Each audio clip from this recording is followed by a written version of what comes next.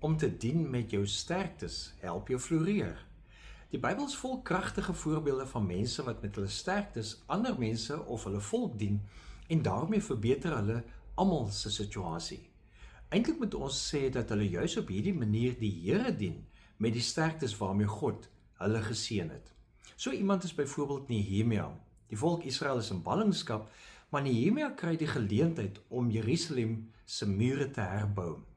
Nou as die mure van jou belangrikste stad, en in die geval Jerusalem, herbou word in die destydse wêreld, dan versterk jy nie net die stad teen aanvalle nie. Jy versterk ook die moraal van die mense van daardie stad. Hulle sien baie meer kans vir die toekoms. Bovendien wys dit dan ook vir die bygelowige ander nasies, die sogenaamde heidene, dat die God van die volk Israel baie sterker is as hulle afgode. Hoor wat staan geskryf oor Nehemia in Nehemia 2 vers 18. Toe het ek hulle begin vertel hoe goed God vir my voorsien het en van my gesprek met die koning. Hulle dadelik reageer en gesê, dit is reg so, kom ons bou die muur weer op. Hulle toe met die goeie werk begin. Nehemia kies om nie in sak en as te bly nie, maar sy sterktes te gebruik om herstel vir die volk te bring soos God verkies. Hy reageer hier met oortuiging, hy reageer hier met aksie. Ons kan sien dat hy ook leierskap uitleef, dat hy deursettingsvermoë wys, maar dan ook dat hy 'n diep geloof het dat God sal help en voorsien. Nou dis alles sy unieke sterktes wat 'n florerende effek op homself en op almal rondom hom het.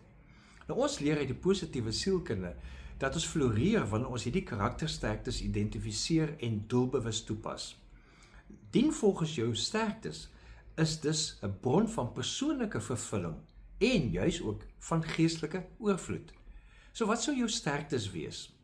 Indien jy wonder, gaan soek die VIA met ander woorde, Character Strength Survey.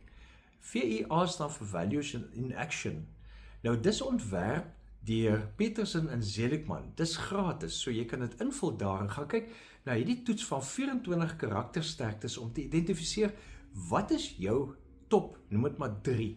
En dan gaan jy terug na hulle toe elke keer om te kan floreer. En so kan jy vir God met jou sterktes juis ook vereer. Leef geïnspireer.